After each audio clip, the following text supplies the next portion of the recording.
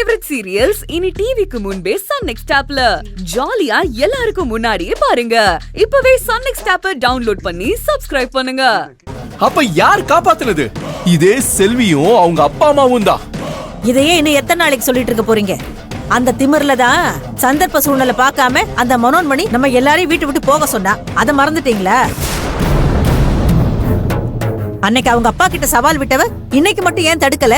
அந்த ரங்கநாதன் பணத்தை கொடுத்ததும் தான் வேற வழி இல்லாம அவங்க அப்பா அம்மாவை திட்டுற மாதிரி நடிச்சா. இந்த நடிக்கிறது, நயவஞ்சகம் செய்யறது இதெல்லாம் உங்களுக்கு கைவந்த கலை. சுட்டு போட்டாலும் செல்விக்கு அதெல்லாம் வராதுமா. நீங்க அவளை வீட்டு விட்டு வெளியே அனுப்புன விஷயம் பூஜா மூலமா தான் ஐயாவுக்கு தெரியும், செல்வி மூலமா இல்ல. அப்படிப்பட்டவதான் செல்வி. ஆமா ஆமா, இந்த கதையெல்லாம் நாங்க நம்பிட்டோம். நீங்க நம்பலனாலும் அதான் நிஜம். சரி, இன்னும் நான் கேக்குறேன், உங்களை வீட்டை விட்டு வெளியில போக சொன்னதுக்கே உங்களுக்கு இவ்ளோ கோவம் வருதே? அவ்வளவு செல்லமா வளர்த்த பொண்ண அவளுக்காக கொடுத்த வீட்டுல இருந்து கருணையே இல்லாம அவளை கழுத்தை பிடிச்சி வெளியில தள்ளினீங்களே, அப்ப பெத்தவங்க எப்படி துடிச்சு போயிருப்பாங்க? அந்த கோவத்துலதான் அப்படி பேசினாங்க. அவங்க செஞ்சது தப்புனா நீங்க செஞ்சது மகா பாவம். அதுக்கு உங்களுக்கு மன்னிப்பே கிடையாது.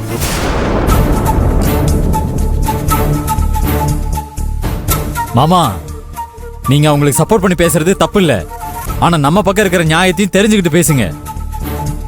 மண்டபத்துல இருந்து பூஜாவை கடத்திட்டு போய் எதுக்காக கல்யாணம் பண்ணி வைக்கணும்? இப்ப வரைக்கும் கௌதம காணோம். அதுக்கெல்லாம் யார் காரணம்? அவங்க பண்ண தப்புக்கு நம்ம தலை குனிஞ்சு நிக்கணுமா? நீங்களே சொல்லுங்க. அப்பாடா, நல்ல நேரத்துல மாப்பிள்ள வந்தாருடி. இந்த சண்முகன் இப்படி பாயிண்டா பேசுறான். நம்மளால ஈடு கொடுத்து பேசாம நடக்கிறத மட்டும் வேடிக்கை பாரு. மாமா, எப்ப என் பேச்ச கேட்காம அவங்க கல்யாணத்தை நிறுத்தி நம்ம குடும்ப கௌரவத்தை குழி தோண்டி புதைச்சாங்களோ அப்பவே அவங்களுக்கும் இந்த குடும்பத்துக்கும் இருக்கிற உறவு முறிஞ்சு போச்சு. இனிமே யார் நினைச்சாலும் அதை ஒட்ட வைக்க முடியாது.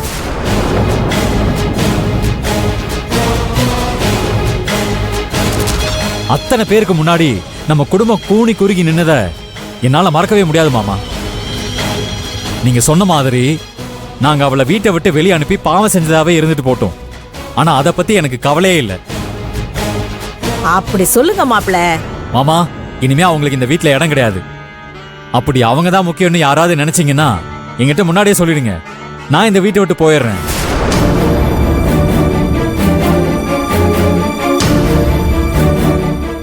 அன்னைக்கு வேணும்னா செல்வி இந்த வீட்டை அவங்க அப்பாட்ட இருந்து மீட்டு கொடுத்துருக்கலாம்.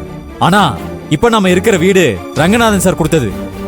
அவருக்கு கொடுக்க வேண்டிய கடனை நான் திருப்பி கொடுக்கிறேன்.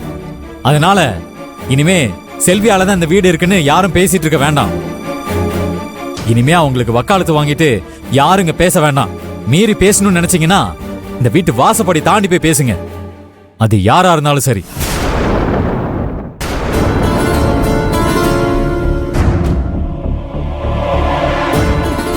என்ன மகா, உன் தம்பி இப்படி பேசிட்டு போறான்? அவனுக்கு எதுக்கு இவ்வளவு கோவம் பகலாம்? இதெல்லாம் நல்லதுக்கு இல்ல, அவ்வளவுதான் சொல்லுவேன். அவன் பேசாம என்ன பண்ணுவாங்க? ஏன்னா அவன் அவளை காயப்பட்டிருக்கான். அவனோட கோவத்துல கண்டிப்பா சொல்ற நியாயம் இருக்குங்க. உங்களுக்கு தான் அது புரியல. முதலாளி மேலயும் முதலாளி பொண்ணு மேலயும் வச்சிருக்கிற பாசம் வீட்டுல இருக்கிறவங்க மேலயும் கொஞ்சம் வைங்க. நான் நியாயத்தை பேசுறேன், அது உங்களுக்கு குத்துது. அத மறைக்க மத்தவங்க மேல பழிய போடுறீங்க. இத பாருங்க, 1000 இருக்கட்டும், இனிமே அந்த செல்வியை பத்தி இந்த வீட்டுல பேசாதீங்க.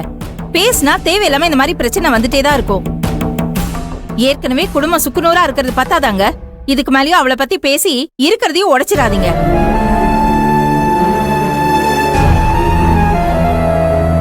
அத்த, நீங்களும் மாமாவும் கவலைப்பட்டு ஒன்னும் ஆக போறதில்ல. இப்படியே இந்த பக்கமும் அந்த பக்கமும் மாறி மாறி புலம்பிக்கிட்டு இருக்க வேண்டியதான்.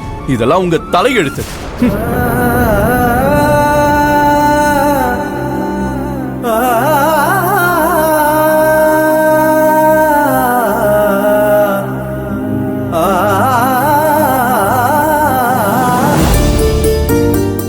நான் சொன்ன அமௌண்ட்டை ரெடி பண்ணிட்டியாம்மா? அதுக்காக தான் வெயிட்டிங். நீங்க சொன்ன பணத்தை ரெடி பண்ணிட்டேன் சார். இந்தாங்க. என்ன தப்பா நினைக்காதம்மா, நான் எனக்காக கேட்கல. ஜாமீன் கையெழுத்து போடுறவங்களுக்கு பணம் கொடுக்கணும். அப்பதான் அவங்க கரெக்டான நேரத்துக்கு வருவாங்க. இல்லைன்னா ஏமாத்திடுவாங்கம்மா. அப்புறம் நமக்கு தான் பெயில் கேன்சல் ஆயிடும். ஆஹா, இல்ல சார், நீங்க உங்க வேலையை தானே செய்றீங்க. நான் தான் பணம் ஏற்பாடு பண்ணி கொடுக்க கொஞ்சம் லேட் ஆயிடுச்சு. என்ன மன்னிச்சிருங்க. பரவாயில்லம்மா, நான் பெயில் அப்ளை பண்ணிட்டேன். இந்த முறை மிஸ் ஆகாது. கண்டிப்பா வேலுக்கு ஜாமீன் கிடைச்சிரும். உங்களை நம்பிதான் சார் நான் இருக்கேன். நீங்க தான் எப்படியாவது அவரை வெளியே கொண்டு வரணும். போன தடவை மாதிரி எதுவும் நடக்க கூடாது. நீ ஒன்னும் கவலைப்படாதம்மா. நாளைக்கு நிச்சயமா உங்க வீட்டுக்காரு வெளியில வந்துருவார். இனிமே இந்த கேஸ்ல வேலுக்கு எந்த பிரச்சனையும் வராது. தைரியமா போயிட்டு வாமா. சார், நாளைக்கு எப்போ கோர்ட்டுக்கு வரணும்னு ஃபோன் பண்ணி இன்ஃபார்ம் பண்றீங்களா? சரிம்மா, நான் எப்போ வர்றதுன்னு பார்த்துட்டு உங்களுக்கு போன்ல இன்ஃபார்ம் பண்றேன். அந்த நேரத்துல வந்துருங்க. சரிங்க சார், தேங்க்யூ. சரி.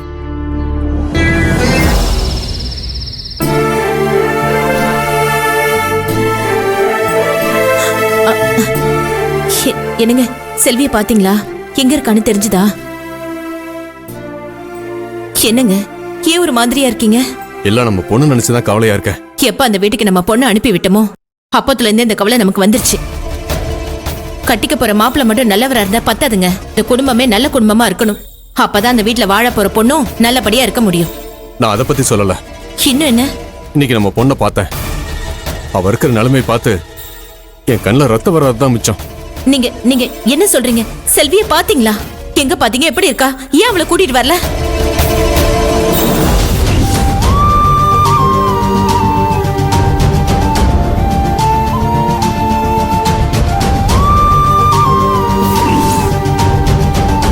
அவ கை நீட்டா வேலை செய்யறதுக்கு 10 ஆளுங்க இருக்கிறப்போ அவளுக்கு என்னங்க தலையெழுத்து? இப்படி ஒண்ணும் இல்லாம ரோட்ல கடை போட்டு உட்காரணுமா? நமக்கு இருக்கிற சொத்து பத்துக்கு ஆள் மேல கால் போட்டு சந்தோஷமா வாழலாம். இந்த பொண்ணு ஏங்க இதை புரிஞ்சுக்காம அவளும் கஷ்டப்படுத்தி நம்மளையும் நோக அடிச்சிட்டு இருக்கா? சொன்னாலும் புரிஞ்சுக்க மாட்டேங்கிறா. நம்ம கிட்ட சண்டைக்கு வரா. அவ வைராக்கியக்காரி. நம்ம என்ன சொன்னாலும் மாற மாட்டா. அவகிட்ட பேசி ஜெயிக்க முடியாது. எவ்வளவு சொத்து இருந்தோ அதெல்லாம் தூசி மாதிரி தூக்கி எறிஞ்சிட்டு சொந்த கால நின்று முன்னேறணும்னு சொல்ற நம்ம பொண்ணை நினைச்சு பெருமைப்படுறதா இல்ல அவ கஷ்டப்படுறத நினைச்சு ஒரு அப்பாவா வருத்தப்படுறதான்னு தெரியல. நீங்க சொல்றதெல்லாம் கேட்கறதுக்கு என்னால தாங்க முடியலையே. அத நேர்ல பார்த்த நீங்க எந்த அளவுக்கு உடைஞ்சு போய் வந்திருப்பீங்க. என் கண்ணு முன்னாடி அந்த பிரம்மா அவளை கஷ்டப்படுத்துறத பார்த்தோம். என்னால அவளுக்கு உதவ முடியல. அப்புறம் ஏங்க அவளை பார்த்துட்டு சும்மா விட்டுட்டு வந்தீங்க? வீட்டுக்கு கூட்டிட்டு வந்திருக்கலாம்ல. எங்க என்ன பார்த்தா அங்கிருந்து வேற எங்கேயாவது போயிடுவான்னு தான் நான் பயந்துட்டேன். நான் இதெல்லாம் யோசிச்சு தான் பொறுத்துக்கிட்டு இருக்கேன். ஆனா இனி அவ கஷ்டப்படுறத பார்த்துட்டு என்னால் சும்மா இருக்க முடியாது. அவளுக்கு ஏதாவது பண்ணி ஆகணும். நம்ம என்னங்க பண்ண முடியும்? அவ தான் நம்ம பார்க்கவே கூடாதுன்னு சொல்லிட்டாளே. அவ அந்த விஷயத்துல எல்லாம் ரோஷக்காரி. அதெல்லாம் ஏத்துக்க மாட்டா. அதுக்காக அப்படி விட்டுற முடியுமா? அவ என்னதான் நம்ம மேல கோவமா இருந்தாலும் அவ நம்ம பொண்ணு. நாம தெரிஞ்சு அவளுக்கு உதவி பண்ணாதான் ஏத்துக்க மாட்டா. அவளுக்கு தெரியாம உதவி செஞ்சா எப்படிங்க? அவளுக்கு தெரியாம எப்படிங்க முடியும்? ஐயோ, தெரிஞ்சு அவ்வளவுதான் அப்படியே பத்திரகாளி ஆயிடுவா. நான் முடிவு பண்ணிட்ட பண்ணணும். ஏமா கஷ்டப்படுறத பார்த்துட்டு என்னால் சும்மா இருக்க முடியாது.